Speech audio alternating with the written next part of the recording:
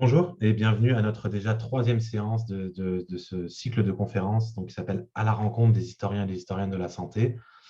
Comme vous le savez peut-être, si vous avez assisté aux deux premières séances, on fête cette année les 10 ans du réseau Historiens de la santé, qui a pour but de développer, de rassembler les historiens et les historiennes de la santé dans le monde francophone, de développer ce champ de recherche. Et donc, on s'est dit que pour les 10 ans, c'était intéressant de partir à la recherche et à la rencontre de celles et ceux qui font aujourd'hui l'histoire de la santé, qui en renouvellent les approches, les méthodes, les objets.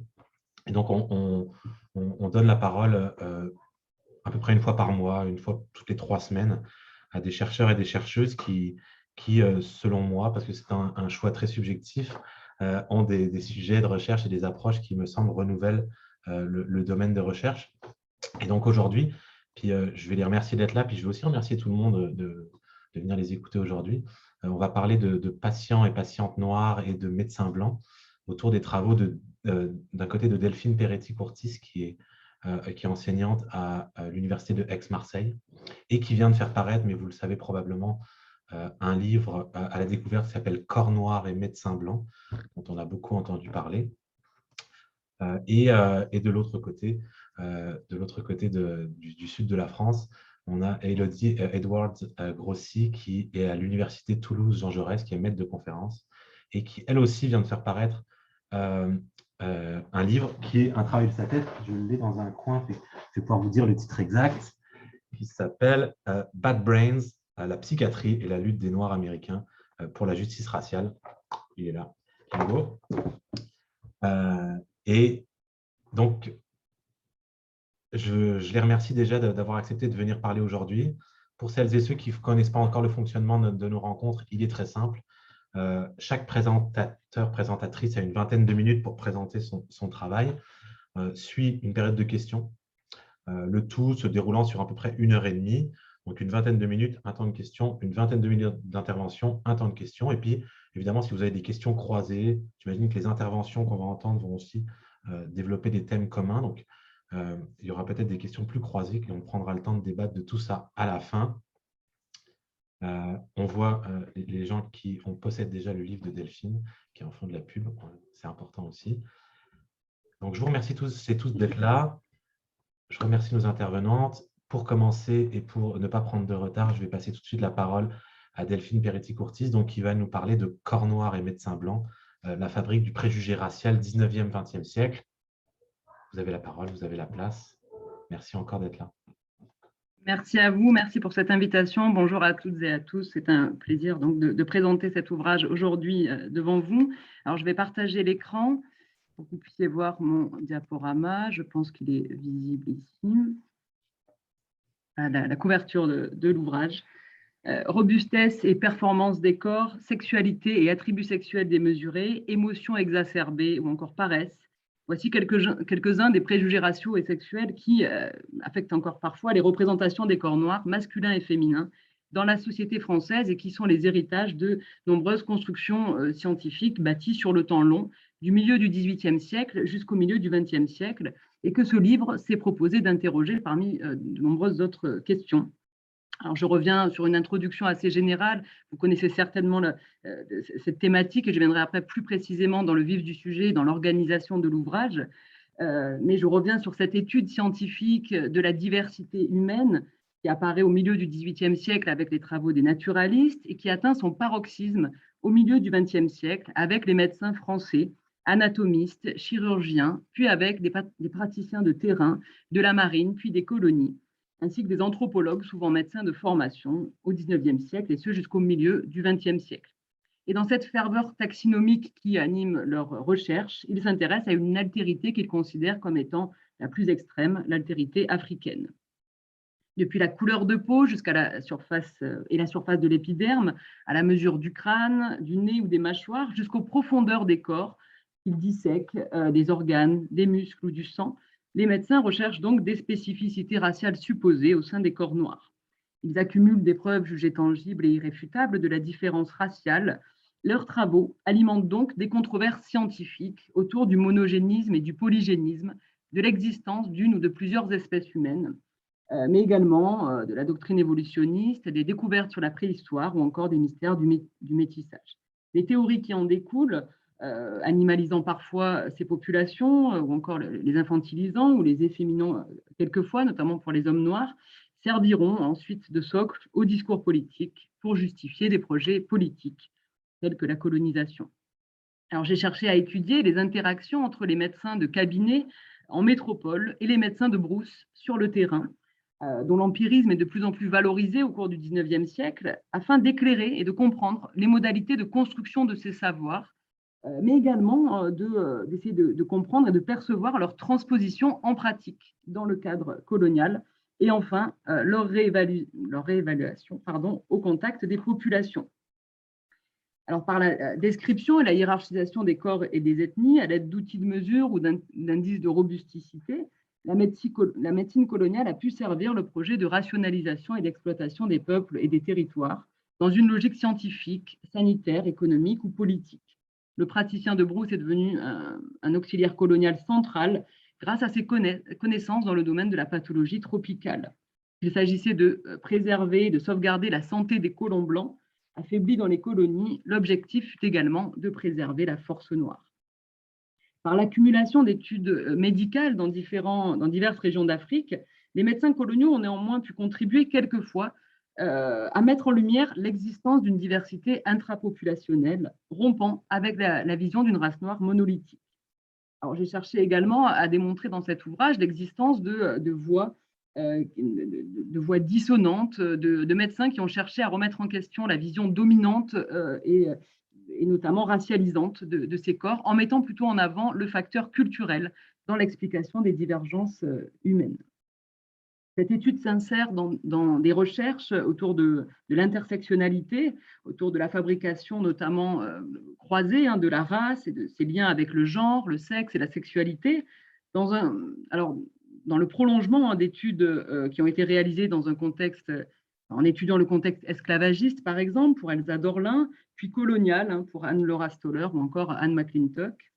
Il s'insère également dans les travaux sur l'histoire du corps et du genre, sur la construction de la féminité et de la virilité, qui se précise à l'aide de ce regard médical porté sur d'autres populations. En histoire de la santé et de la médecine, il s'insère dans une historiographie florissante autour des travaux de Rana Hogarth, de Deirdre Cooper-Owens, de Jim Downes, d'Elodie Edwards-Grossier également, qui traitent notamment de la médecine des corps noirs aux États-Unis pendant la période de l'esclavage, puis dans une période plus contemporaine, ou encore de la médecine appliquée dans l'Empire britannique. Alors, dans la continuité de travaux plus anciens également, comme ceux de Megan Vaughan, de Michael Osborne ou encore de Jean-Paul Badeau pour la médecine coloniale française, l'étude notamment des pathologies tropicales traitées sur le terrain africain. Cette étude s'est construite, j'ai construit cette étude donc de façon chronologique, en découpant en 3 parties, donc des années 1780 aux années 1960, afin de révéler à la fois le processus de construction, donc ça c'est pour cette première période, 1780-1860, processus de construction ou de consolidation d'anciens stéréotypes qui étaient nés au moment de l'esclavage, cette rencontre avec l'altérité. Dans la deuxième partie des années 1860 aux années 1910, l'approfondissement, la consolidation, la diffusion de ces théories raciales et l'approfondissement de ces études des corps en prolongeant le travail à l'intérieur des corps. Je vais y revenir. Et enfin, dans cette dernière période, 1910-1960, médecine de terrain et prosélytisme colonial, la race face à la culture, une période à la fois de prosélytisme colonial, de volonté d'appliquer cette médecine sur le terrain, mais également des remises en cause du tout inné, du tout racial à cette période, avec la mise en avant de la culture, l'importance de la culture et de l'acquis dans les différences entre les êtres. Et c'est une période d'effritement progressif des savoirs sur la race noire, des savoirs médicaux sur la race noire. Le sexe, le genre et la sexualité des Africains et des Africaines, des catégories qui sont imbriquées dans les discours médicaux, traversent toute cette période, traversent l'ensemble de la période, parce qu'on estime que la race façonnerait le sexe en Afrique. Alors, je vais revenir plus précisément à la première partie, notamment essayer de me focaliser sur certains chapitres, peut-être pour essayer de… Bien sûr, je ne vais pas tous les présenter, mais essayer de donner quelques éclairages. En introduction, alors pour ceux et celles qui ont parcouru l'ouvrage, je ne vais pas répéter cela, mais j'essaie simplement de montrer les permanences de certains préjugés raciaux qui sont nés ou qui ont été validés par les scientifiques à cette époque, en évoquant notamment les survivances d'un racisme ordinaire en France, avec quelques exemples de ces stéréotypes racistes, notamment en termes d'animalisation, d'hypersexualisation ou d'infériorisation des populations africaines encore aujourd'hui. Alors, dans cette première grande partie, j'étudie notamment la façon dont les médecins perçoivent en premier lieu l'altérité africaine et notamment les signes les plus manifestes et les plus évidents de l'altérité selon eux, et bien sûr la couleur de peau qui fascine les médecins. Dès le milieu du XVIIIe siècle, ils cherchent notamment à comprendre le mystère de l'épiderme noir à l'extérieur, mais également à l'intérieur, avec des études sur la couleur du sang, la couleur du sperme, la couleur de la bile également, afin de percevoir s'il y a au sein des corps noirs des spécificités de race qui permettraient de les distinguer des corps blancs. Alors, c'est une période où l'on cherche également à segmenter les corps afin de discerner la présence de la race, où l'on étudie le prognatisme africain. Donc ça, c'est notamment pour le troisième chapitre. On dépasse la couleur de peau pour essayer de comprendre et d'identifier les caractères de la dite race noire, avec une focalisation sur l'un des caractères que l'on dit spécifique à la race noire, le prognatisme ou l'avancement des mâchoires. Et Julien-Joseph Viré est un de ces scientifiques, naturalistes et pharmaciens qui n'était pas médecin, mais qui a écrit dans de nombreux dictionnaires médicaux et qui notamment a contribué à ériger le prognatisme en caractère de la race noire, cet avancement des mâchoires qui serait le signe d'une animalité atavique sur le corps noir et qui permettrait de le placer notamment entre l'homme blanc et le singe. Le prognatisme sera ensuite considéré, avec l'apport de la doctrine évolutionniste, comme un signe, certains médecins considéreront que le prognatisme est le museau ou ce qu'il en reste chez l'homme, que cite notamment le docteur Lefroux jusque dans les années 1940. Et donc, ces caractères de la physionomie africaine sont fixés dans la première moitié du XIXe siècle. Le nez également, le profil, le nez, il existerait un nez africain que l'on dirait épaté, des lèvres spécifiques. Et c'est une époque où, au-delà de la fixation de caractères physiques, on cherche à comprendre les origines de ces caractères physiques et à déceler ce qu'ils peuvent expliquer en termes de développement humain. Et pour des médecins comme Jean-Louis Moreau de la Sarthe, la forme des lèvres, qui serait donc caractéristique de l'ensemble d'une race, la forme des lèvres des Africains expliquerait, et leur bouche également, expliquerait leur plus grande prédisposition aux instincts carnassiers, aux instincts primaires. Et le prognatisme, comme les lèvres, serait plus développé chez les populations noires parce qu'elles auraient les instincts primaires et les instincts carnassiers de ces populations seraient surdéveloppés, à l'inverse des populations blanches pour lesquelles le cerveau et le crâne, le front notamment, se seraient développés liés à une activité intellectuelle plus importante. Les cheveux africains sont également caractérisés à cette époque comme étant crépus, laineux. Il y a de nombreuses comparaisons également avec la laine des moutons, une animalisation dans les termes proposés, mais l'on se situe dans cette période encore dans une phase d'observation où l'on cite de nombreux récits de voyage. Il n'y a pas de véritable observation de visu, mais l'on fixe un type africain, mais également un type asiatique par le biais de simples observations et des médecins donc, qui se citent les uns les autres pour fixer ce type africain.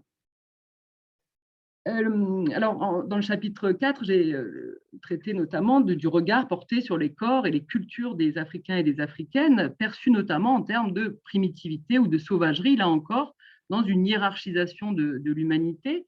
La nudité qui était perçue comme exotique au XVIIIe siècle est à présent perçue comme étant le signe d'une animalité persistante sur les corps et dans les comportements.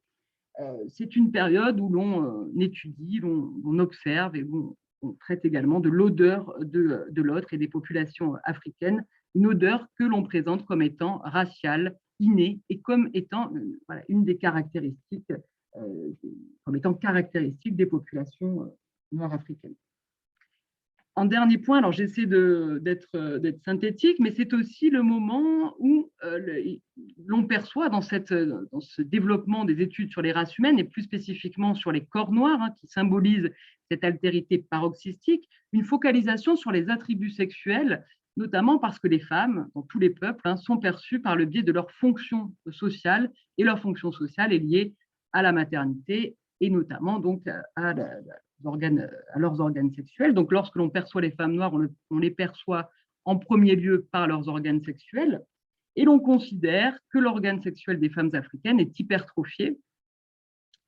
Et l'on prend notamment l'exemple de Saartjie Baartman, la Vénus hottentote, qui a été disséquée par Georges Cuvier et dont le rapport a été présenté en 1817. L'on considère que ces caractères sexuels, la stéatopigie, son hypertrophie fessière, et le tablier, c'est-à-dire l'hypertrophie de ses lèvres génitales, seraient des caractères de race. Alors, point que l'on réfutera au début du XXe siècle, l'on reconnaîtra que la stéatopigie était une pathologie individuelle de Saartjie Baartman, et le tablier était une élongation volontaire et culturelle des lèvres génitales pour le peuple Khoisan. Mais pendant plus d'un siècle, on considère que ces attributs sont des caractères raciaux, et l'on cherche chez les femmes africaines, notamment en Afrique de l'Ouest, en Sénégambie, lorsque des médecins de terrain vont en Sénégambie, je pense par exemple au chirurgien Barthélemy Benoît, il cherche la présence de la stéatopigie chez les femmes du Sénégal, donc situées à plusieurs milliers de kilomètres de l'Afrique du Sud, mais afin de percevoir s'il y a ces caractères raciaux chez les femmes noires, hein, puisque la Vénus hottentote est considérée au cours du XIXe siècle comme l'archétype de la femme noire. Alors, l'idée d'hypertrophie des attributs sexuels des hommes et des femmes noires est notamment liée à l'étude des cerveaux. L'on relie les aires cérébrales, notamment il y aurait une aire cérébrale dans le cerveau noir, notamment, comme dans le cerveau féminin, qui serait prédisposée aux émotions, aux passions, aux instincts primaires, et qui donc serait surdéveloppée dans les corps noirs, ce qui expliquerait une formation différente des organes, et notamment des organes sexuels, qui seraient hypertrophiés et qui expliquerait une hypersexualité, donc une hypersexualité chez les populations africaines, qui est déterminée dès cette première moitié du XIXe siècle comme étant innée, raciale, mais comme étant également le fait de la culture, qui serait plus libre et plus lâche, ou encore du climat, favorisant les excès génésiques. Alors, je vais passer à la seconde partie, parce que, en fait, dans cette première partie, ce qui est intéressant, c'est aussi de voir que les médecins en arrivent eux-mêmes à leurs propres limites. L'analyse de la couleur de peau, des crânes, présente les premières limites. Il faut approfondir ces études sur les corps noirs parce qu'il y a des incertitudes. La couleur de la peau, par exemple, ne présente pas véritablement il n'y a pas véritablement de possibilité de créer des catégories raciales fixes ou scientifiques.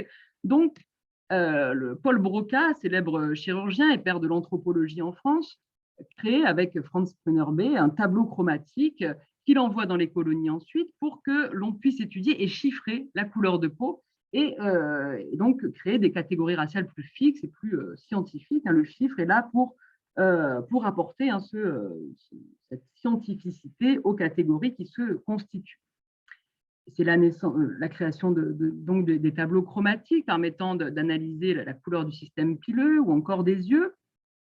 La naissance également de nombreux instruments anthropométriques comme le compas d'épaisseur de Broca, là encore, permettant d'étudier sur place l'indice céphalique des populations et donc leur développement intellectuel, puisque l'on estime qu'il y a des liens entre la forme du crâne et l'intelligence. Donc, c'est une période où l'on approfondit cette étude anatomique et où l'on cherche également à plonger dans les profondeurs des corps, au-delà de l'anthropométrie qui se met en place et qui chiffre la différence. L'on scrute les profondeurs. C'est donc entre les années 1860 et 1910, un fort développement de l'ostéologie, de l'étude des os, des squelettes, afin de percevoir les différences, les dimensions, par exemple, du radius. L'on s'intéresse à l'avant-bras des Africains, et Paul Broca, d'ailleurs, considérera que l'avant-bras des hommes noirs est plus long que celui des hommes blancs. Cela serait un signe, selon lui, d'une animalité persistante et atavique sur les corps noirs. Et ce qui est intéressant, c'est que l'on perçoit encore ce type d'analyse et de représentation jusque dans les années 1950, dans des manuels scolaires où l'homme noir est caractérisé comme ayant les avant-bras plus longs. Bref, donc l'on scrute les profondeurs. C'est également le développement de la myologie, de l'étude des muscles, et les dissections se poursuivent à cette époque, notamment avec le docteur Léo Testu dans les années 1880, qui dissèque une jeune Sénégalaise et qui considère que les anomalies présentes sur son corps ne sont pas des anomalies, mais plutôt, là encore, des caractères proches de l'animal, et qui montreraient là aussi un développement en cours de ces corps, des corps qui n'auraient pas atteint un développement complet.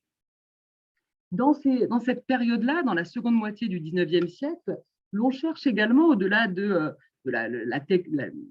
l'idée d'étudier la race noire et de catégoriser, de scruter les profondeurs afin de chercher et de déchiffrer les spécificités raciales, l'on pratique une médecine qui est également une médecine appliquée, c'est-à-dire que l'on cherche à découvrir les pathologies tropicales existant dans les milieux africains. C'est la naissance de la pathologie tropicale après la géographie tropicale, et l'on s'intéresse à des pathologies qui seraient de race, notamment. Au-delà des pathologies liées au climat, au milieu, il y aurait des pathologies raciales.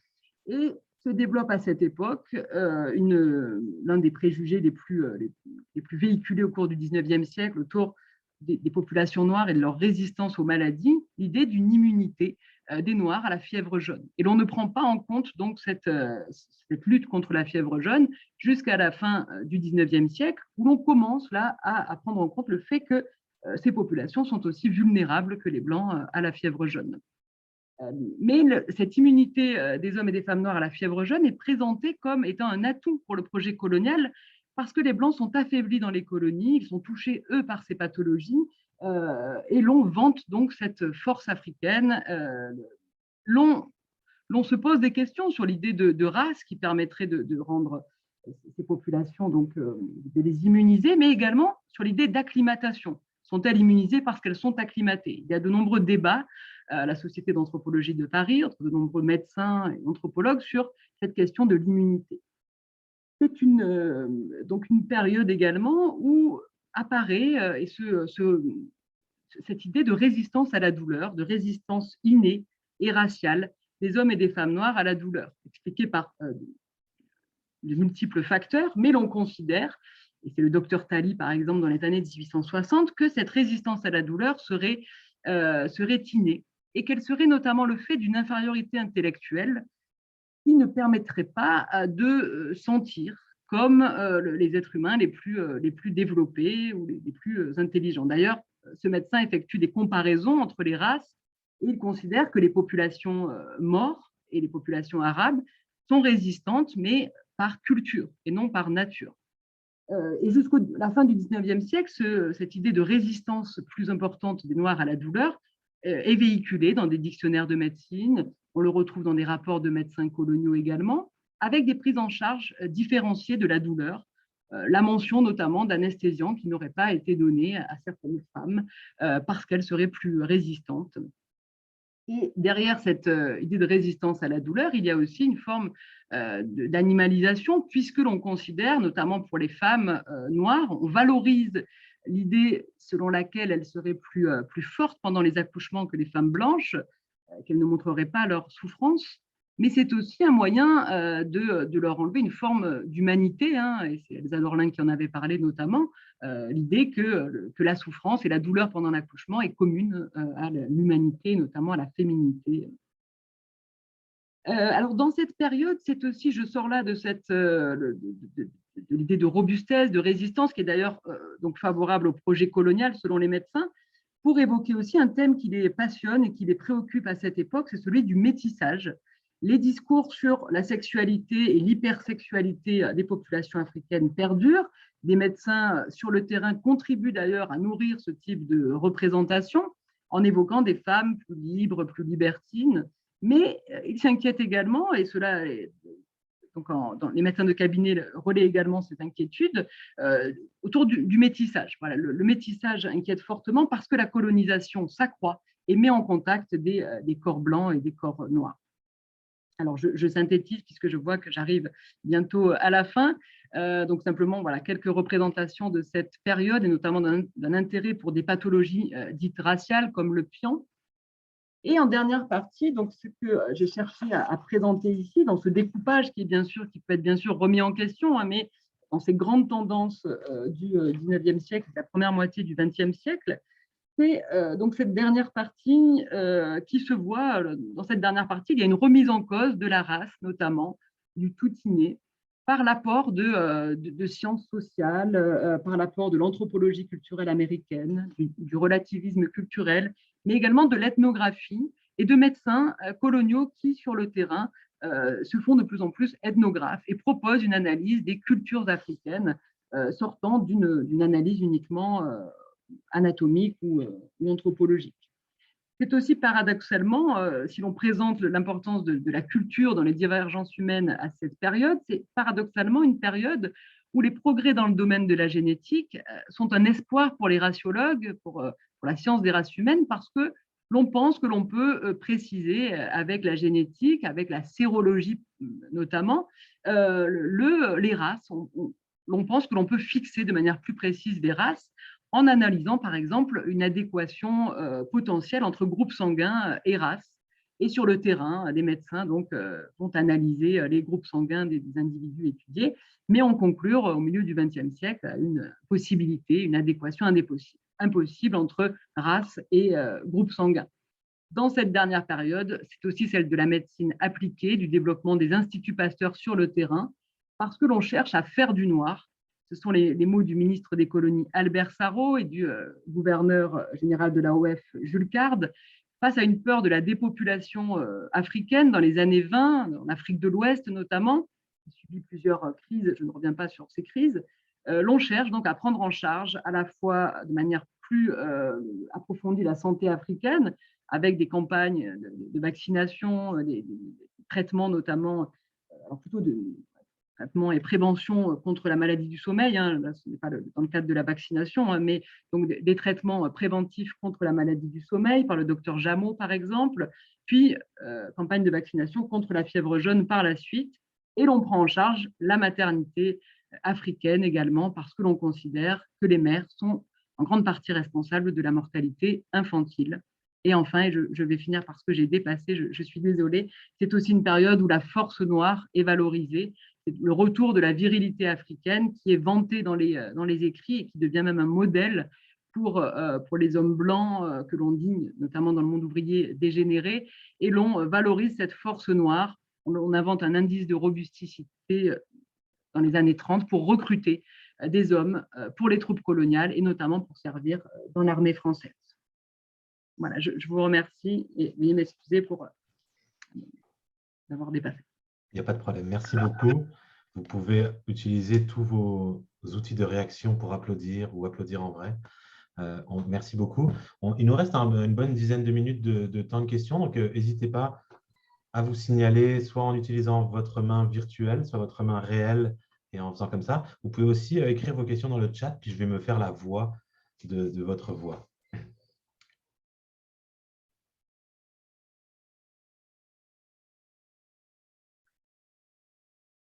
Alors, tout d'abord, je suis désolée si j'ai été un peu rapide quand même, parce que je voulais beaucoup en dire en 20 minutes. Donc, j'espère que vous avez réussi à suivre et que ce n'était pas trop rapide.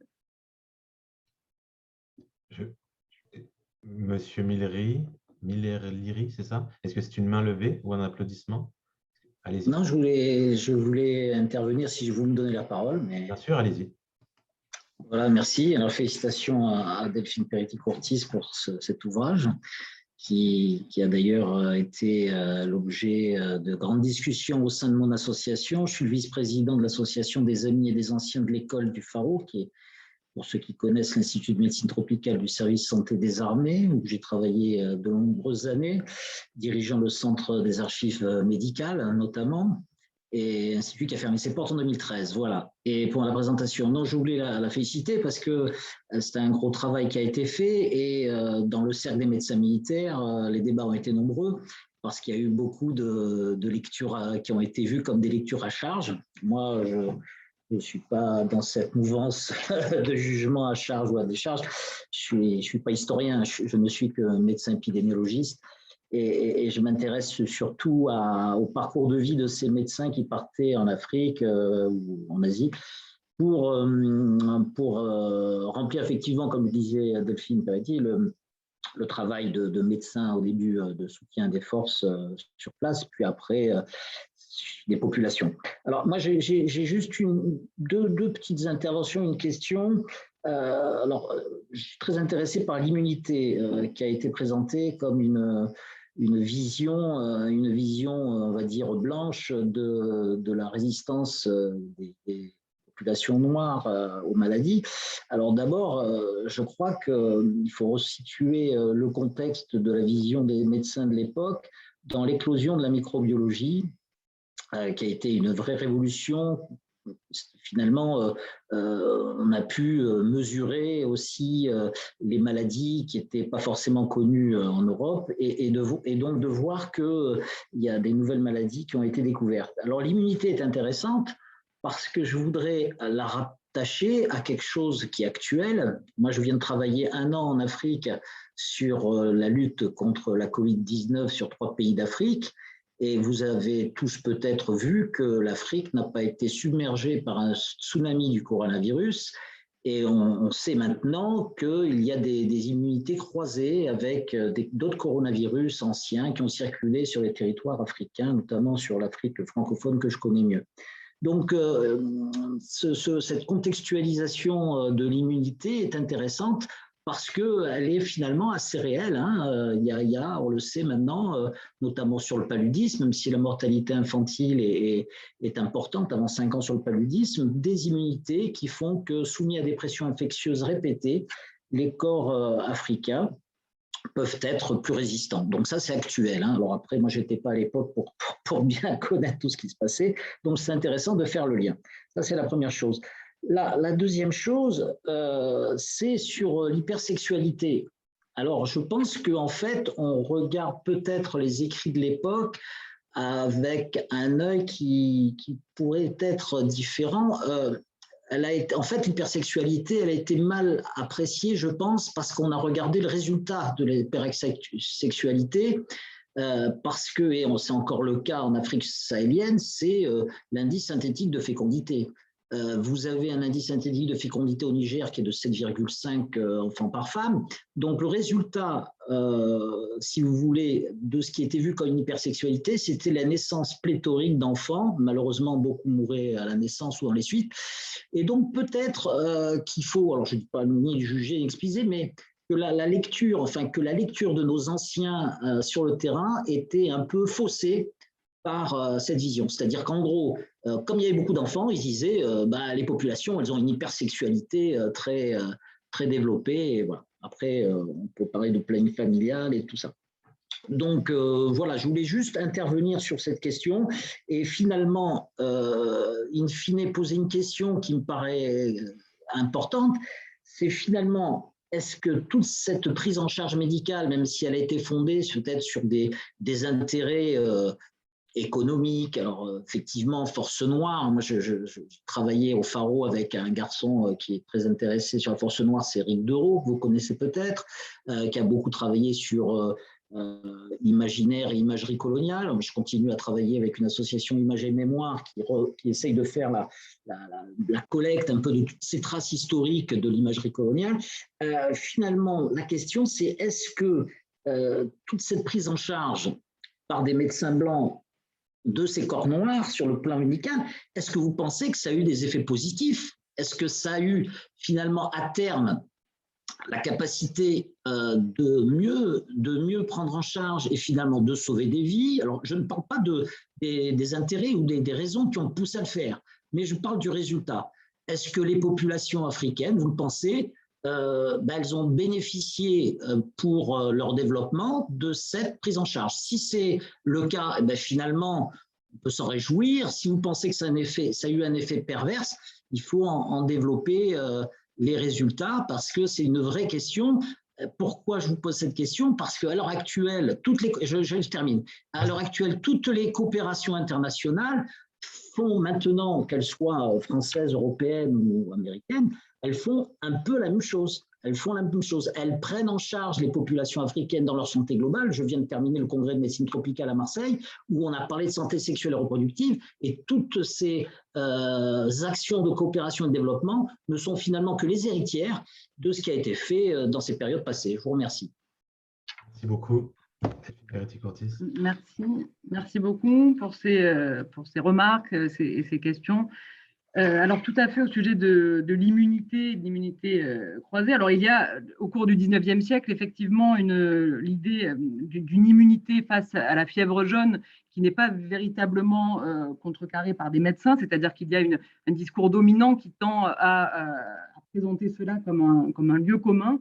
Et moi, ce qui m'intéresse, c'est de voir quelles sont les causes données à cette immunité. Et il y a effectivement, et c'est ça qui est intéressant, pas uniquement la cause raciale, mais l'idée éventuellement d'une acclimatation, hein, d'un renforcement des corps face au climat. Mais en réalité, et la réalité réfute finalement ce lieu commun, c'est-à-dire qu'ils perçoivent, notamment à la fin du 19e siècle, qu'il y a des épidémies de fièvre jaune qui déciment également les populations africaines, et c'est notamment le cas également dans les années 20, et à partir de là, ils vont mener et lorsque le vaccin contre la fièvre jaune sera découvert, mener des campagnes de vaccination intenses et revenir également sur ce lieu commun d'une immunité massive et totale, hein, pour les populations noires face à la fièvre jaune. Elles étaient peut-être plus résistantes.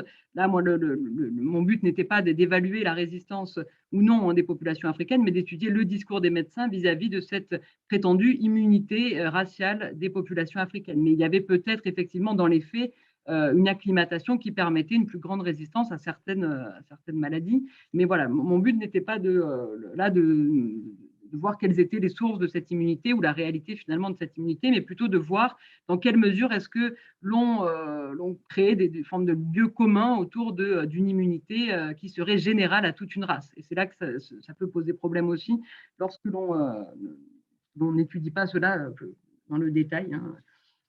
Voilà, bon, c'est un peu vague comme réponse. Je vais essayer d'être plus précise pour le reste. Alors, au sujet de l'hypersexualité, alors c'est très intéressant. Merci pour votre remarque. Mais en réalité, dans les discours, je ne trouve pas véritablement de lien avec la démographie. C'est-à-dire que dans les premiers discours, ce sont surtout des écrits qui s'appuient sur des récits de voyage ou sur des conjectures très souvent, parce que l'on cherche à étudier la sexualité des populations sans véritablement les étudier sur le terrain. Mais le 19e siècle est une grande période d'étude de la sexualité, même française, où l'on pense d'ailleurs que la femme est elle-même soumise à ses instincts sexuels et qu'il faut contrôler la sexualité féminine. Et il y a de là des projections sur d'autres populations. Et c'est très intéressant, hein, de mentionner cela, parce que dans la première moitié du 19e siècle, il n'y a pas de mention de la démographie véritablement, mais plutôt de médecins qui évoquent la lascivité qui est développée chez la race nègre, je cite, chez l'homme et la race noire de manière égale. Et c'est une manière d'efféminer aussi les hommes, parce que l'on les considère comme étant soumis également à leurs instincts sexuels. Et pour la deuxième moitié du 19e siècle, là encore, le lien avec les enfants et la forte natalité n'est pas présent. Enfin, il n'y a pas de mention véritablement et de lien entre hypersexualité et natalité. Ils vont mentionner et revenir sur ces préjugés, notamment souvent avec leur propre témoignage de médecins sur le terrain qui perçoivent des femmes qui sont souvent plus libres, plus lascives que les femmes de leur propre société. Donc, ce sont souvent, hein, des préjugés qui apparaissent dans la première moitié du 19e siècle et qui sont véhiculés par la suite par des médecins qui tendent à dire, par le biais de l'observation notamment, que ces femmes sont plus lascives. Alors, il y a ensuite, dans la dernière période, là, un intérêt plus fort pour la natalité. Et d'ailleurs, la mention de l'hypersexualité tend à diminuer, le préjugé de l'hypersexualité tend à diminuer dans la dernière période, et l'on s'intéresse beaucoup plus à cette natalité et à la mortalité infantile parce que cela pose problème pour le projet colonial. Et enfin, pour le dernier point, au sujet des effets positifs, alors moi, effectivement, je ne me situe pas là dans une forme de jugement hein, de ce qui a pu être négatif ou positif. Par exemple, donc tout ce qui a pu être élaboré contre la maladie du sommeil par le docteur Jameau, par exemple, puis ensuite dans les années 1950, et c'est Guillaume Lachenal qui en a parlé notamment, de traitement par le biais de la lomidine.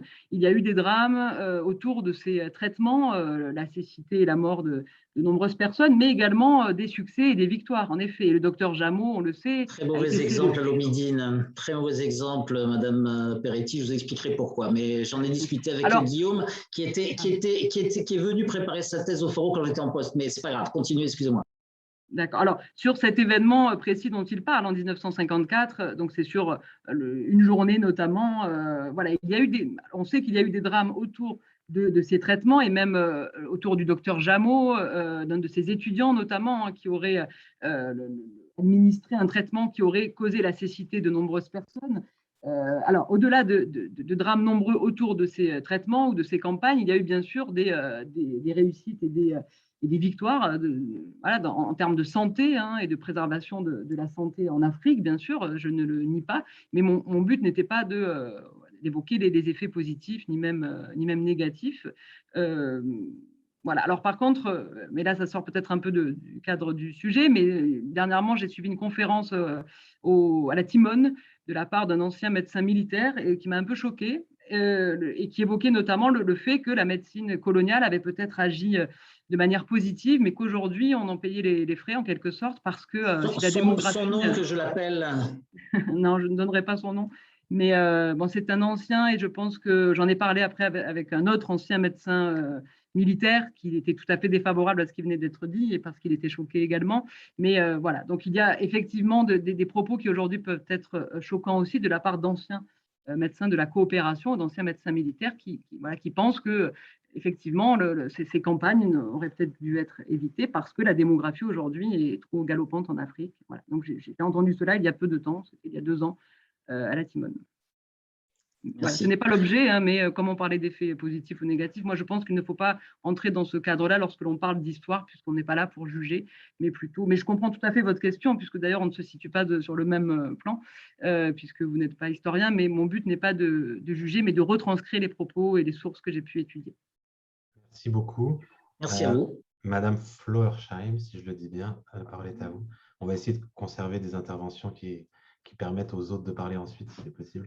Merci beaucoup. Oui, je vais faire une intervention très courte, juste sur les questions de fièvre jaune. Je vous conseille de lire Ilana Laoui, qui est une sociologue qui a travaillé sur du coup, la mondialisation de la recherche autour de cette maladie et qui démontre assez rapidement que en fait, c'est un problème purement colonial, dans le sens où les personnes, où il y a une moindre mortalité chez les populations qui naissent dans les espaces où il y a la fièvre jaune, parce que les formes infantiles sont moins mortelles et permettent de développer une immunité. Et du coup, moi, ma question, je travaille en sociologie sur le VIH, notamment dans les DOM, et je voulais savoir la place du coup, des vieilles colonies esclavagistes dans ces recherches, notamment dans la deuxième période où elles accèdent à une forme de citoyenneté. Merci.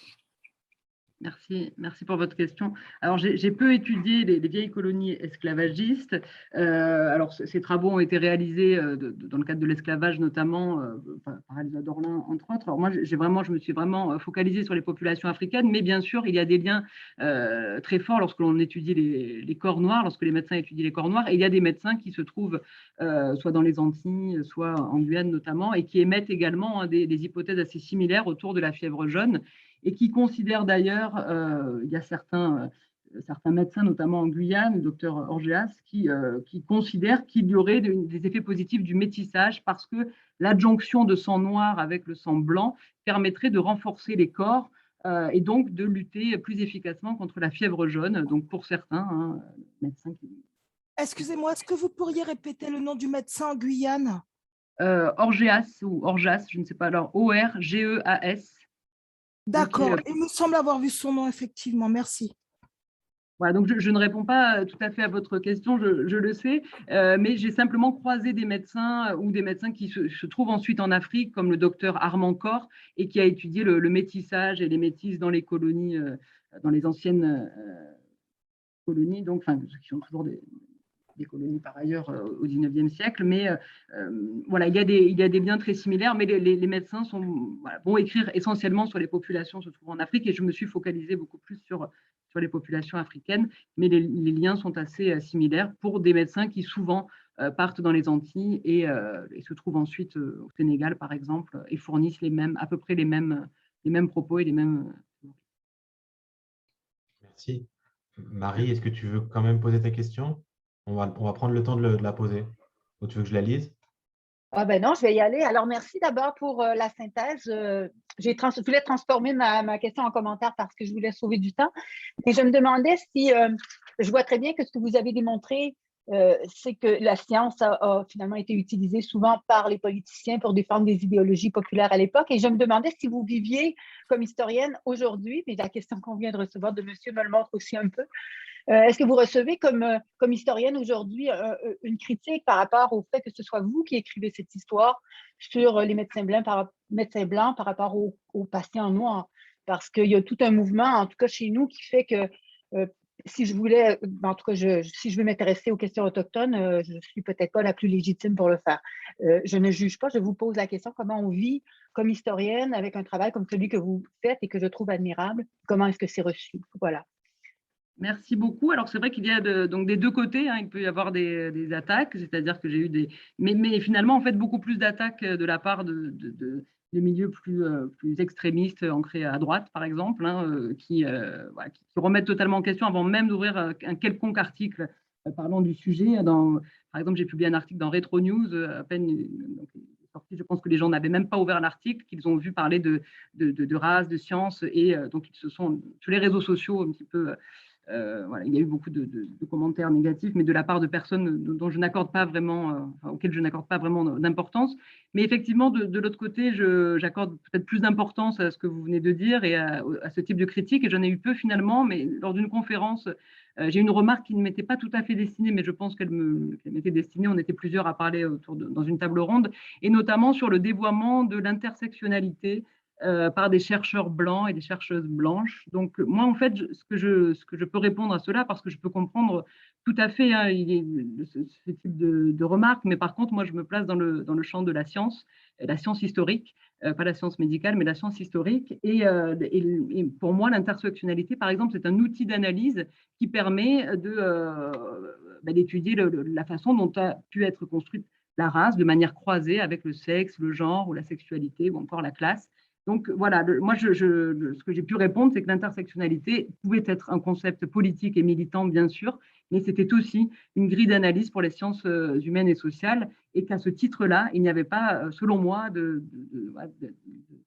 crédit à accorder à une quelconque culture ou couleur de peau ou origine, parce que l'on est là dans le traitement d'un outil d'analyse par des chercheurs et des chercheuses. Voilà. Mais après, moi, par contre, je reçois ce type de remarques, qu'elles soient des deux côtés, de manière très ouverte, parce que je pense qu'il faut en débattre. Et si on n'en débat pas, si on n'en discute pas, c'est là peut-être que ça peut être plus dangereux. Mais merci beaucoup pour votre remarque, parce que... Merci beaucoup. Je vais devoir arrêter là cette ronde de questions-là, mais on pourra se reprendre plus tard si vous avez d'autres questions à poser à Delphine Peretti-Courtis, qu'on va remercier encore une fois pour son intervention. Et je vais passer tout de suite la parole à Elodie Edwards-Grossi, qui va nous parler de la psychiatrie et la lutte des Noirs américains pour la justice raciale au XXe, XXIe siècle. Même chose, vous avez une vingtaine de minutes, puis on prendra le temps de discuter plus en avant après, si vous voulez. Merci beaucoup.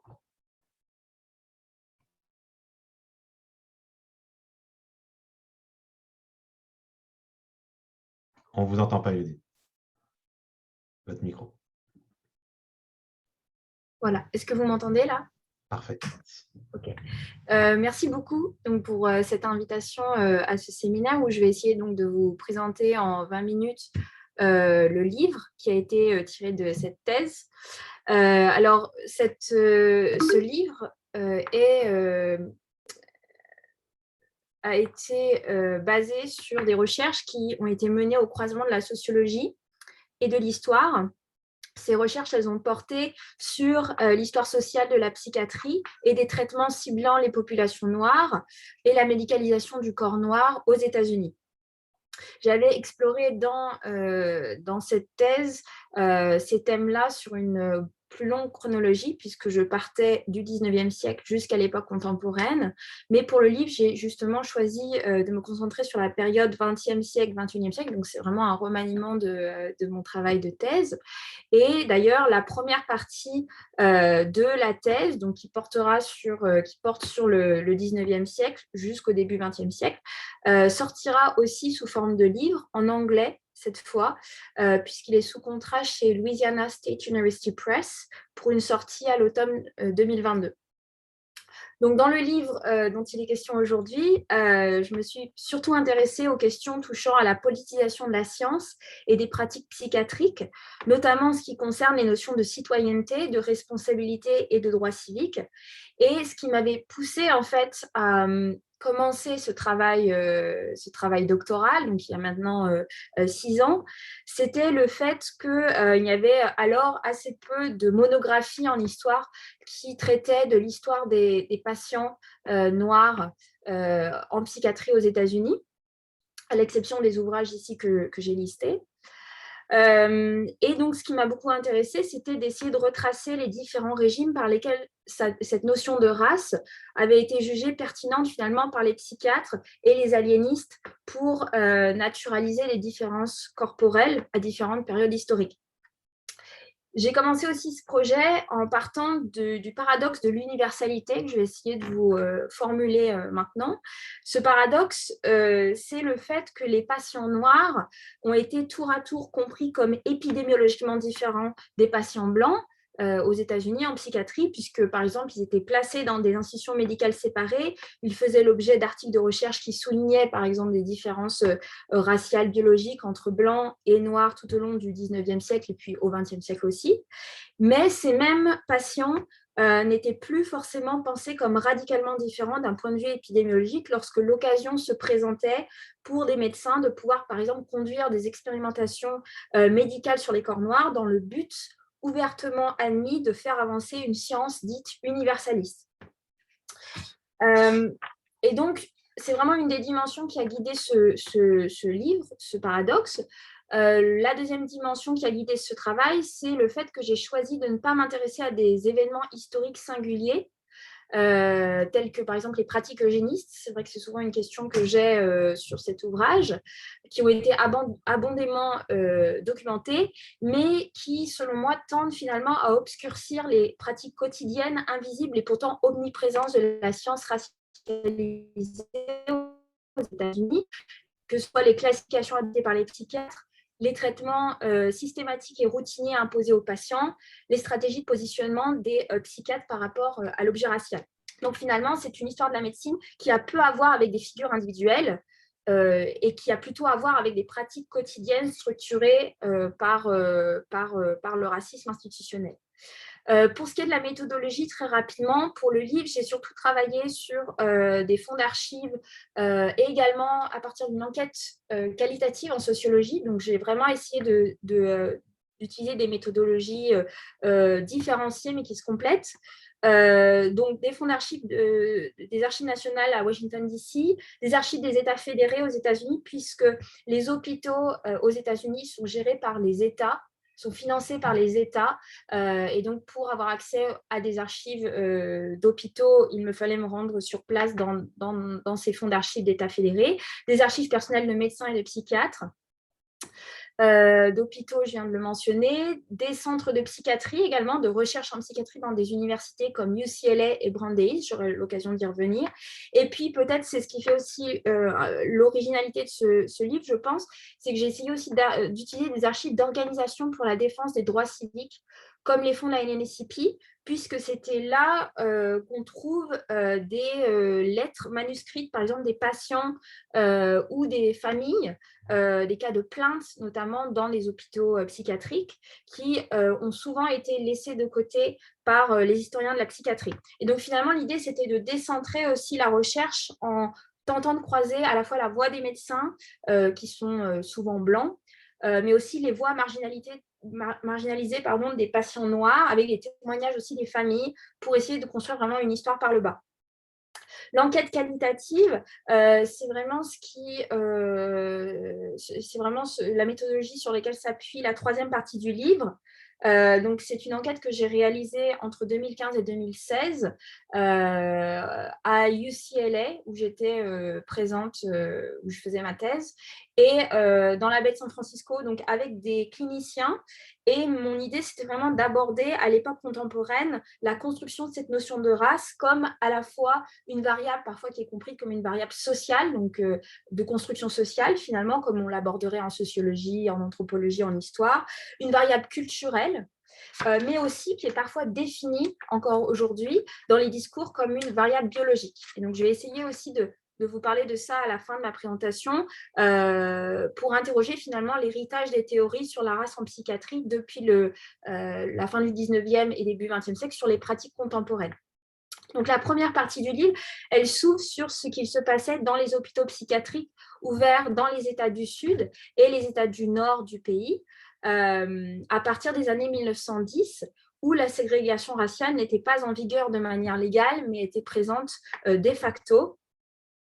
Alors, il existait un certain nombre d'institutions psychiatriques auxquelles avaient accès des patients noirs dans le sud du pays après 1865, donc après l'abolition de l'esclavage aux États-Unis, et surtout à partir du moment où les lois de Jim Crow, qui sont les lois qui viennent installer à partir de 1870 un système politique social qui vient asseoir l'inégalité raciale comme principe de base d'organisation de la société du Sud, en instaurant notamment la ségrégation, qui touche vraiment toutes les institutions publiques, que ce soit les écoles, les cimetières, les piscines, mais aussi les hôpitaux.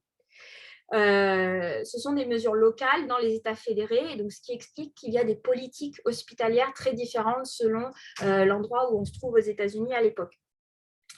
Donc, sur les 106 institutions ouvertes entre 1834 et 1930 que j'ai pu recenser dans les États du Sud des États-Unis, plus de 50 étaient des institutions ségrégées ou des institutions n'accueillant uniquement que des patients noirs. Moi, ce qui m'a beaucoup intéressée dans cette partie du livre, c'était de revenir sur, à partir des années 1930-1940, le fait que ces institutions psychiatriques du Sud, qui accueillaient donc des patients noirs, dans ces grands ensembles hospitaliers, souffraient d'une très mauvaise réputation dans les journaux spécialisés et la presse générale qui était publiée, elle, dans les États du Nord. Donc ici, vous avez par exemple un extrait d'un article publié par un journaliste originaire de New York qui va décrire le quotidien de patients noirs dans un hôpital ségrégué. Et l'article appuie sur plusieurs exemples d'hôpitaux psychiatriques en Virginie, en Caroline du Nord et en Louisiane. Et le journaliste, en fait, révèle que dans ces hôpitaux du Sud, les patients blancs sont mieux traités dans ces institutions et quittent les institutions à des taux plus élevés que les patients noirs, ce qui est assez intéressant parce qu'en fait, ils cherchent à alerter l'opinion publique en relevant vraiment les fonctions différentielles de l'hôpital vis-à-vis des patients noirs et des patients blancs.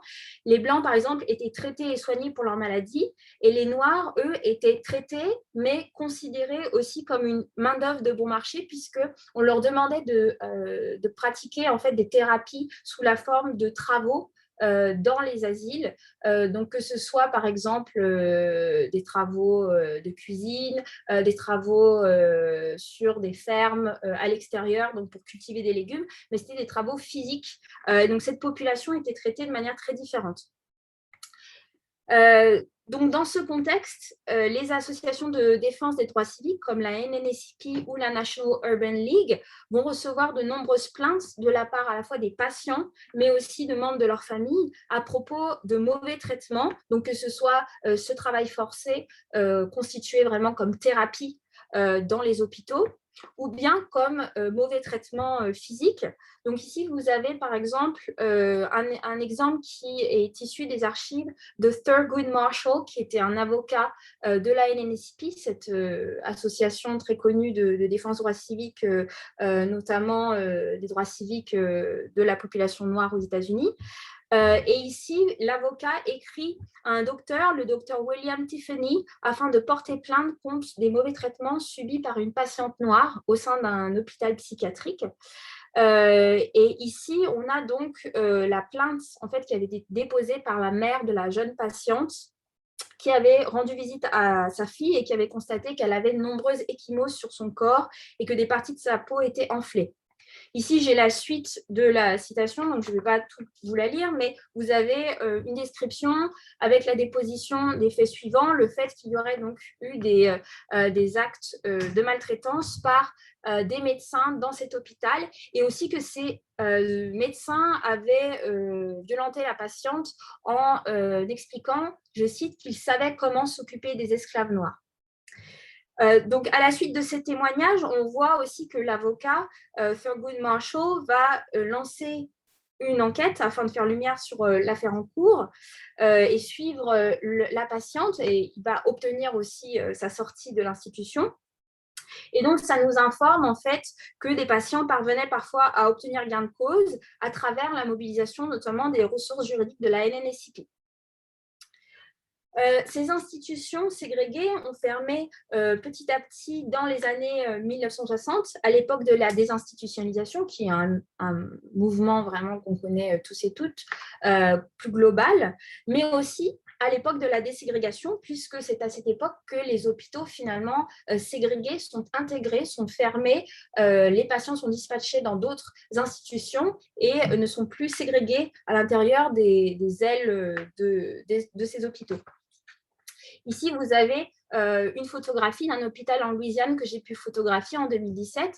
Et donc, il y a un certain nombre de ces hôpitaux qui maintenant sont détruits ou à l'abandon. La première partie du livre, elle relate aussi la situation dans le nord du pays, où on assistait, après les années 1910, à l'émergence graduelle de théories portant sur les corps noirs en psychiatrie. Après la Grande Migration, donc, qui est ce grand mouvement migratoire qui signale la migration par milliers des Noirs du Sud vers le nord du pays, qui fuyaient le système ségrégationniste de Jim Crow et qui aussi cherchaient du travail dans les grands centres industriels de l'époque. Et ce bouleversement démographique, il va aussi avoir un effet important sur la structuration professionnelle d'un champ comme la psychiatrie, puisque, par exemple, il y a l'ouverture de nouvelles institutions, de nouvelles cliniques, qui sont des cliniques beaucoup plus petites, ce qu'on appelle un peu la community psychiatry, à partir des années 1940. Et ces psychiatres du Nord qui vont traiter ces nouveaux migrants noirs, arrivant par milliers, vont aussi condamner à l'obsolescence les institutions ségrégées du Sud, afin aussi de réaffirmer la modernité de leurs propres pratiques. Donc, pour documenter l'essor de cette nouvelle forme de psychiatrie, puis questionner aussi véritablement si il y avait là un changement de mode, un changement aussi théorique. J'ai travaillé à partir de la clinique Lafargue, qui était une clinique qui a été créée dans les années 1940 dans le quartier de Harlem par le psychiatre Frédéric Wertham et ses confrères, que vous voyez ici au centre de la photographie. Et Frédéric Wertham, il revendiquait véritablement une autre manière de pratiquer la psychiatrie envers les populations noires par rapport à ce qui était fait dans le Sud. Il avait développé ce qu'il appelait la psychiatrie sociale, qui se voulait contrer les précédents arguments biomédicaux qui venaient essentialiser les pathologies noires. Et il insistait notamment sur la dimension culturelle de cette notion de race, ce qui fait d'ailleurs un écho, je pense, au livre de Delphine Peretti-Curtis sur la période justement allant jusqu'aux années 60, donc sur cette première moitié du XXe siècle. Et la psychiatrie sociale, c'était aussi quelque chose qui était pensé comme un moyen d'agir dans les débats autour de la ségrégation raciale à l'époque. Et c'est quelque chose d'assez peu connu, mais Vertam lui-même avait écrit et agi pour faire reconnaître la ségrégation en milieu scolaire dans les écoles du Sud comme un véritable problème de santé publique, en démontrant par exemple que les enfants noirs présentaient des troubles psychologiques suite à la fréquentation de classes ségrégées. Donc, avec cette nouvelle théorie, finalement, la ségrégation et le racisme étaient conçus comme vraiment un problème de santé publique. Et Vertam, voyant la psychiatrie, finalement, voyant sa discipline un instrument au service de l'émancipation politique des Afro-Américains, ce qui est quand même une idée assez intéressante. Il avait aussi contribué à l'arrêt de la Cour suprême Gebhardt versus Belton. Il avait été appelé à témoigner en 1952, qui est un des 5 arrêts qui va précéder le célèbre arrêt Brown versus Board of Education, qui avait rendu la ségrégation raciale dans les milieux scolaires illégale en 1954. Vertam et ses confrères cherchaient aussi à développer l'essor de la professionnalisation des psychiatres noirs, ce qui pour lui était un enjeu éminemment politique. À l'époque, sur environ 13 000 étudiants de médecine qu'on recensait dans toutes les écoles de médecine aux États-Unis, il n'y avait qu'environ 600 étudiants noirs, ce qui montre déjà que la médecine, c'était une profession qui était assez fermée à ses étudiants, pour plein de raisons, je pourrais peut-être y revenir après.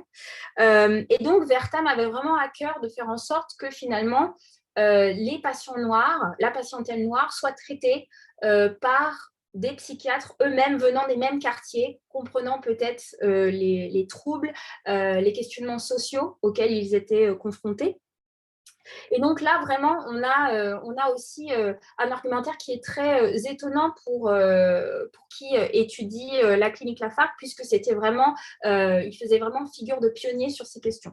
Donc là, je vous ai mis par exemple une citation aussi d'un article de James Tuck, qui était un journaliste qui écrivait sur la clinique Lafargue et qui expliquait en fait que Vertam avait cherché à faire recruter l'un des seuls psychiatres aux États-Unis qui avait fini sa formation et qui était lui-même afro-américain au sein de sa clinique.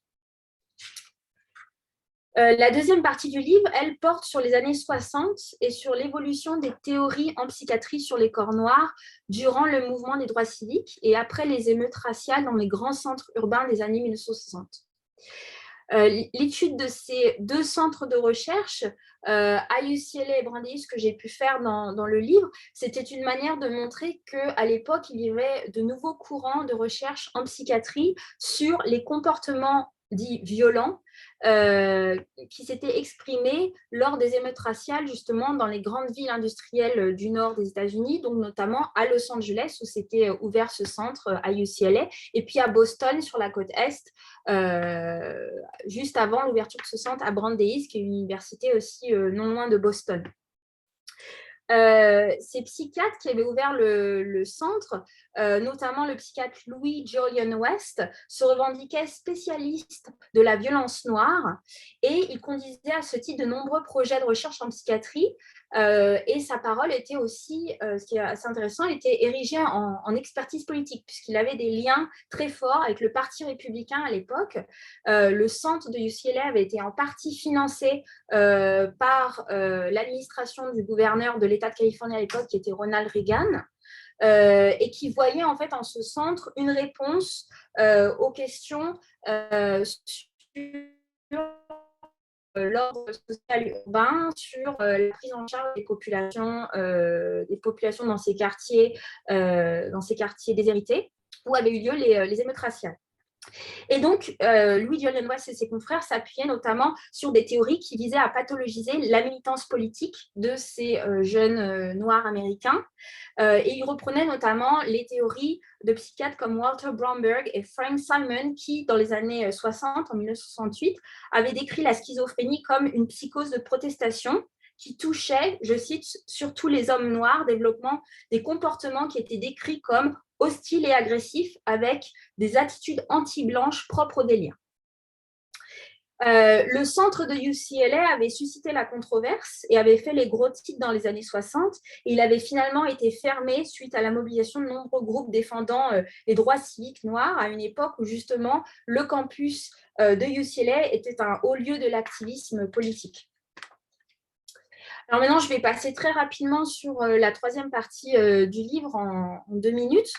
L'un des enjeux du livre, c'était véritablement de revenir sur les modalités par lesquelles les psychiatres aujourd'hui aux États-Unis mobilisent le concept de race, comme j'ai dit, pour parler de processus biologiques ou génétiques, malgré le fait que des définitions constructivistes de la race soient bien sûr aussi comprises en psychiatrie, en médecine, par les personnels soignants, et puis bien sûr irriguent véritablement les sciences sociales. Pour mener cette enquête, j'ai dû remplir une procédure d'IRB, je pense que vous connaissez toutes et tous, qui a fait que, bien sûr, ça a produit un effet très fort sur l'enquête. Je n'ai pas eu accès aux patients, et c'est important de le dire. J'aurais beaucoup aimé faire des entretiens avec des patients, mais je n'ai pas pu. Donc, je me suis recentrée sur la question des discours des psychiatres. Alors, je me suis intéressée à la question de médicaments spécifiques utilisés aujourd'hui dans les soins en psychiatrie. Et pour tester cette notion, je me suis appuyée sur le Bidil, qui est un médicament assez connu maintenant, l'un des premiers et des seuls médicaments autorisés par la Food and Drugs Administration en 2005, à être labellisé comme en fait un médicament convenant uniquement ou particulièrement, on peut dire, aux populations noires aux États-Unis pour le traitement des maladies cardiovasculaires. Je pourrais peut-être y revenir après dans les questions, si vous voulez. Mais pour moi, en fait, ces débats autour du Bidil, ils ont aussi contribué à obscurcir la question de l'usage de la variable de race comme une variable biologique en confisquant véritablement le débat autour de ce médicament. Et comme il s'agissait en fait d'un médicament sur les maladies cardiovasculaires, je me suis reposer en fait sur ce médicament pour, dans mes entretiens, poser la question aux psychiatres de l'émergence de médicaments ouvertement racialisés, de tester leur définition de la race aussi, et d'ouvrir vraiment la question sur ce champ spécifique qu'était la psychiatrie. Je me suis notamment aussi posé la question sur de si ils considéraient ce type de médicament comme une avancée positive en médecine. Alors, juste un extrait d'un entretien, puis ensuite, je pense que je conclurai.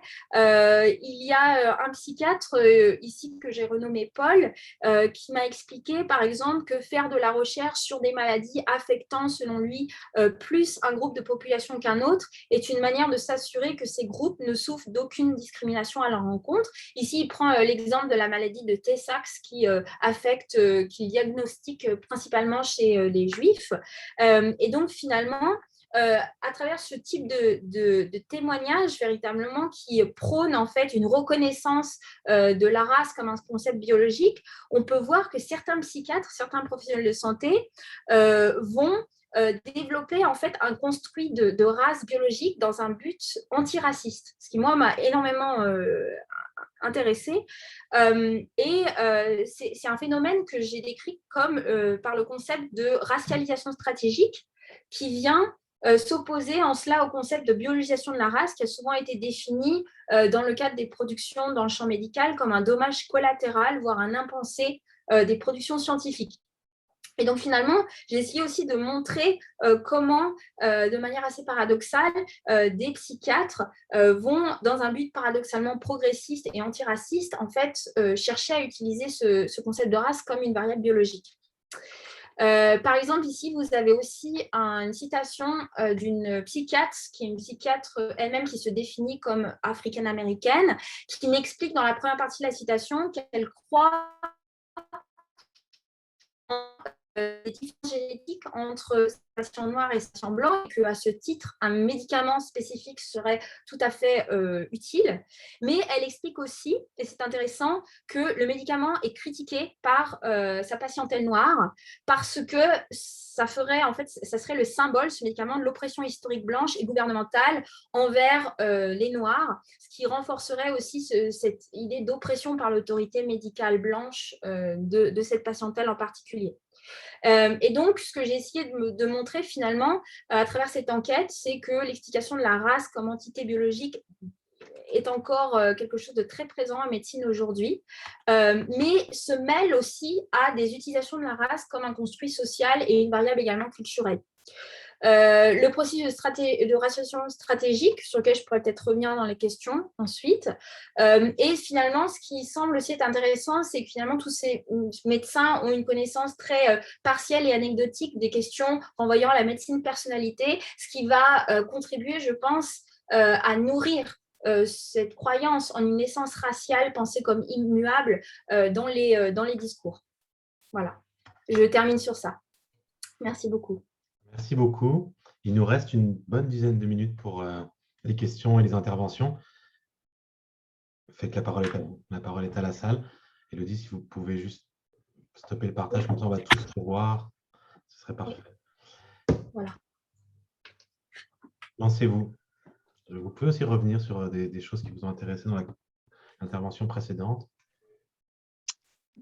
Je vais y aller tout de suite, Alexandre, Oui, si merci. tu permets, parce que je dois quitter, puis je suis vraiment désolée, je dois quitter dans quelques minutes, mais je voulais vous remercier. D'abord, moi, je travaille en histoire de la santé mentale et ce que je remarque dans l'étude que vous avez faite, c'est de révéler, par exemple, l'utilité d'une source, par exemple, comme les organisations pour les droits civiques. Souvent, on néglige, en fait, on peut, c'est pas immédiatement évident qu'on peut trouver des informations sur l'histoire de la santé dans des documents comme ceux-là, et ça m'a vraiment ça m'a vraiment attirée parce qu'il existe effectivement en santé mentale des organismes qui ont défendu les droits des anciens psychiatrisés ou des psychiatrisés. Donc, et effectivement, ça résonne dans le travail que je fais. J'indique de mon côté que j'ai découvert aussi des groupes, peut-être on ne trouvera pas ça sérieux, mais j'ai réalisé récemment, après avoir fouillé des archives publiques de l'Ontario, qu'il y avait des groupes de parents, de patients qui écrivent beaucoup sur Facebook et qui se révèlent et qui posent justement un peu ce que vous soulignez, donc des plaintes par rapport au traitement qui est fait. Alors, simplement souligner que cet ajout que vous amenez à la potentialité de sources qu'on sous-estime, ça m'intéresse vivement et je vous remercie pour cet exposé. Je dois quitter à la course, mais merci infiniment, Élodie. Merci, Delphine. Alors, je vous quitte à la course, mais merci encore. Merci beaucoup. Merci. Merci. Stéphanie? Oui, merci pour la présentation. Moi qui ai plutôt étudié la question des mouvements féministes et de la psychologie aux États-Unis durant cette période contemporaine, j'avais quand même quelques questions qui peut-être viennent d'analogie ou de parallèle justement avec la question du genre. Mais enfin, une question peut-être c'est juste une clarification des sources et des archives que vous avez faites ou peut-être que vous avez effectivement fait ce travail, mais il me semble que la pratique institutionnelle des hôpitaux ségrégés versus les hôpitaux noirs, disons, serait pas nécessairement la même, parce qu'on sait que les milieux qui pratiquent une division versus les milieux qui sont homogènes, en tout cas dans leur patientèle, vont pas forcément mettre en place les mêmes pratiques de discrimination. Alors je me demandais si vous avez pu faire une comparaison quand même entre ces hôpitaux noirs et les hôpitaux ségrégés, le traitement des patients noirs là-dedans. Et puis, de façon plus générale, sur la contextualisation du mouvement de psychiatrie sociale de Wertham. Est-ce que, justement, alors là, c'est une question intéressée, la question du genre, la question des femmes noires en particulier, et a émergé aussi comme un problème spécifique ou pas du tout, parce que ça n'a pas été évoqué, mais je serais un peu curieuse quand même.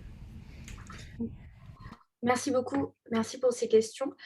Sur la première question, en fait, c'est surtout traité dans le livre qui va paraître l'année prochaine, parce que ce livre, vraiment, il traite en fait de la question des... le livre en français, il commence en fait, les premiers chapitres reprennent un petit peu ce qui a été démontré sur la ségrégation, l'installation de la ségrégation dans les hôpitaux fin 19e, début 20e, mais vraiment ces questions-là, en fait, de comparaison entre ces différents types d'institutions qui enferment les patients noirs, en fait, à partir du 19e siècle, c'est vraiment dans le deuxième livre. Alors, juste quelques éléments. En fait, moi, ce qui m'a beaucoup intéressé, c'est qu'effectivement, il y a des hôpitaux qui sont ségrégés, donc par exemple en Louisiane, où au sein du même établissement, il y a des patients blancs et des patients noirs, et donc les médecins organisent en fait le soin, organisent le quotidien de ces patients de manière très différente. Ils ne fréquentent pas les mêmes lieux. Pour vous donner un exemple, dans l'hôpital de Pineville, en Louisiane, il y avait un salon de beauté qui était ouvert pour les femmes blanches, uniquement les femmes blanches. Donc, les femmes noires n'avaient pas accès. Les femmes noires, eux, étaient dans les champs, cultivaient des pommes de terre. Les hommes noirs, eux, faisaient du travail manuel avec le bois. Et les hommes blancs étaient, eux, à l'intérieur, faisaient du ménage souvent. Donc, il y avait une organisation en fait quadripartite qui est aussi sur des bases de genre et de race. C'était aussi une naturalisation du corps noir à travers le travail physique.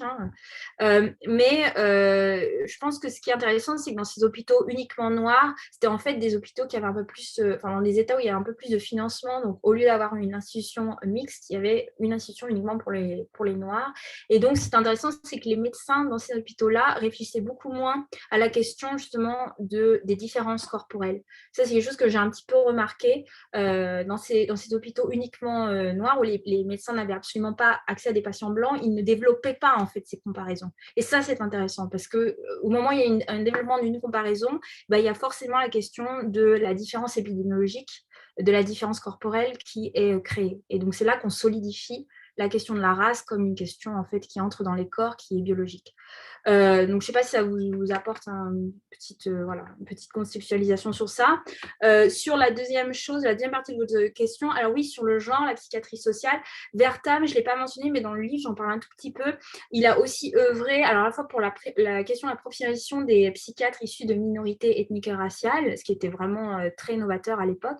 Et il s'intéressait aussi aux questions justement du traitement de la patientèle féminine par des psychiatres femmes. Et il en parle un petit peu dans ses écrits. Il explique justement, et c'est en lien vraiment avec cette idée de pallier question des déserts médicaux. Donc, dans certains endroits, il n'y a pas en fait de professionnels de santé, ou plutôt les patients ne veulent pas, se méfient des professionnels de santé. Et donc, pour attirer les patients, il faudrait avoir des professionnels de santé qui ressemblent en fait aux patients. Et donc, c'est en ça qu'il s'intéresse à ces questions de sexe et de race. Mais il est beaucoup plus sur la question de la proximité raciale.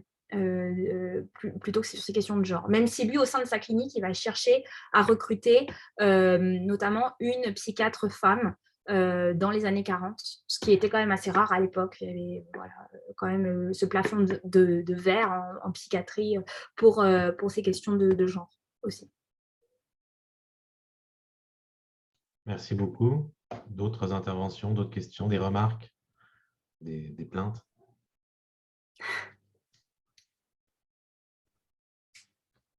Dans ce cas-là, je vais profiter des 2 minutes qui nous restent. Moi, j'aurais une question pour vous, Delphine. Puis je vais vous ouvrir la porte pour la développer. Vous avez parlé un tout petit peu de ces médecins qui résistent, de la résistance des médecins. En fait, vous l'avez évoqué dans votre présentation, ces médecins qui résistent à ce que font les autres médecins par rapport à la caractérisation de la race, par rapport à tout ce travail-là. Puis moi, j'aimerais ça en entendre un peu plus là-dessus, peut-être si vous pouvez nous en dire un peu plus sur de quelle manière ils résistaient. Est-ce que on imagine bien que leur portée était assez limitée, mais est-ce qu'ils ont eu quand même une portée? Est-ce qu'il y a eu des conséquences à tout ça? Puis ça, je serais très curieux de vous en parler parce que je pense que ça fait écho à ce que disait aussi Élodie sur certaines pratiques de ces psychiatres aussi qui vont utiliser à contresens des catégories ou des approches pour désarçonner, alors peut-être maladroitement, je ne sais pas, mais pour désarçonner un certain nombre de conceptions de leurs collègues. Oui, alors les résistances sont assez minoritaires dans la première moitié du 19e siècle, mais elles sont présentes, mais elles se placent surtout dans le champ de la science, c'est-à-dire que ce n'est pas d'un point de vue humanitaire qu'il se place, mais dans le champ scientifique, notamment sur les liens entre le cerveau, la dimension des crânes, le poids des cerveaux et l'intelligence. Certains médecins renommés et physiologistes renommés, alors que Florence notamment, le docteur Florence, s'oppose à cette idée de lien entre le poids du cerveau et l'intelligence, mais il n'est pas entendu, il n'est pas écouté à cette époque, et pourtant il a une influence, mais le discours dominant est celui qui est porté par Broca. Donc on invincera ces discours qui, pourtant, dans la deuxième moitié du 19e siècle, se font plus présents. Des médecins de terrain, notamment, évoquent l'idée selon laquelle l'intelligence ne serait pas innée, mais serait le fait de facteurs culturels acquis. Alors, il ne nie pas qu'il existe une inégalité entre les races, donc on n'en est pas encore là à l'idée d'égalité raciale, mais on cherche à prendre en compte l'existence d'inégalités qui seraient le fait de la culture ou de l'acquis. Et là, ce sont des médecins de terrain notamment qui portent ces idées.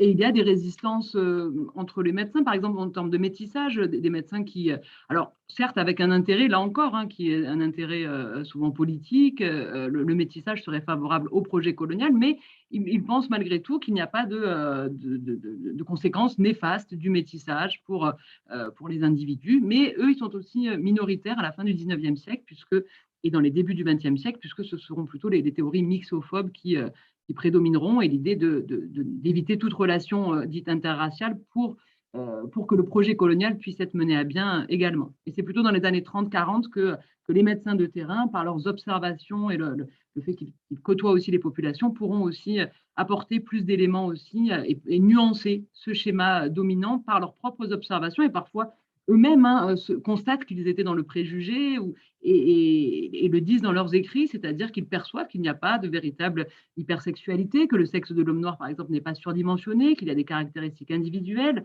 Mais là encore, c'est dans les années 40, par exemple, leurs propos restent, malgré tout, ne sont pas portés ne sont pas présentés comme étant le discours dominant. Mais l'on peut percevoir ça dans les écrits et de manière de plus en plus fréquente dans les années 30, 40, puis 50, mais sur le terrain. Mais il y a un décalage avec la métropole qui valorise surtout le projet colonial et donc ne met pas en avant ce type de discours qui relativise et qui nuance ces grands discours et ces grands savoirs sur la race noire. Merci beaucoup. Merci. S'il n'y a pas d'autres questions ou d'autres remarques, mais je laisse un petit suspense pour laisser les gens, les retardataires intervenir. S'il n'y en a pas, on va déjà remercier nos deux intervenantes pour leurs interventions. Merci beaucoup. Vous pouvez applaudir de manière virtuelle ou pas. Et j'en profite pour vous annoncer la prochaine séance, donc la 4e séance qui aura lieu le 18 novembre. C'est toujours le jeudi, c'est toujours à midi, heure de Montréal, c'est toujours sur Zoom. C'est le 18 novembre. On va parler des marginalités thérapeutiques avec d'une part Léo Bernard qui va nous parler des courants ésotériques dans l'histoire de la santé au début du XXe siècle. Et de l'autre côté, Zoé Dubus qui va nous parler des thérapies assistées au LSD en France. Donc, je vous invite à nous rejoindre le 18 novembre à midi sur Zoom. Si vous avez reçu l'annonce d'aujourd'hui, vous recevrez l'annonce des prochaines séances. Je remercie encore nos deux intervenantes. Merci à tout le monde pour votre présence et vos questions. On se retrouve le 18 novembre si vous en avez envie. Merci beaucoup. Merci, au revoir. Merci.